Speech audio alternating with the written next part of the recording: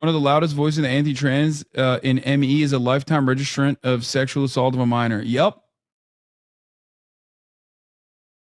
Oh, there's also a second reason for it. There's a more nefarious and more awful reason for it that I did not know about until recently. And this is not just this Twitter thread that I've seen this in. This is actually something that I've read a lot on, and I was shocked when I found out.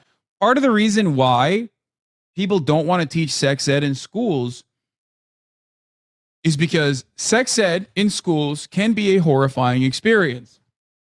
You want to know why it's horrifying? Not because you're learning about sexual education from your teacher. It's a horrifying experience because sex ed could be the first time minors find out that their immediate family members are raping them. Yeah. These children don't know. They don't understand. How could they? They're children. That's why we have to protect them. That's why there are rules to protect them, right? Sexual education in school is sometimes the first and only place that children find out that they are being predated on, that there are predators in their immediate family that's raping them, that's sexually abusing them.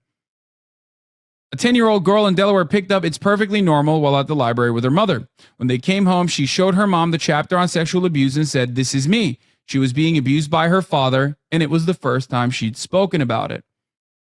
The father was convicted, and the judge said there were heroes in this case. One was the child, the other was the book. Also a hero was the librarian who made this book available on the shelves. The author wrote, "I wish we never had to talk with kids about any of these aberrant behaviors. Aberrant behaviors? I don't know if I'm reading that right. But we have to do so because kids have a right to have accurate information that can keep them healthy and safe. They need to know how to get help to make any abusive behavior stop."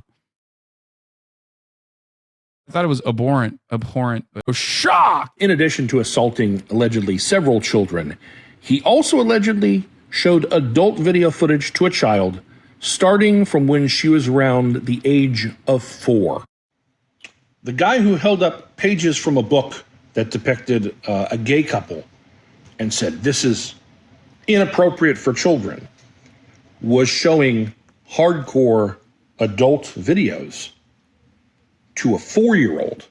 His children and the children around him were never at risk of being harmed by a drag queen or a book. The call was always coming from inside the house. Yeah, he was like, "Yo, you can't do sex ed for my children. I got to show them porn myself." That's what he thought teachers were doing in school. A lot of fucking freaks want to stop sex ed because they're just like regular old freaks. Some of them are pedo hunters because they are pedophiles themselves and they want to shift your attention away to whoever they're pointing at.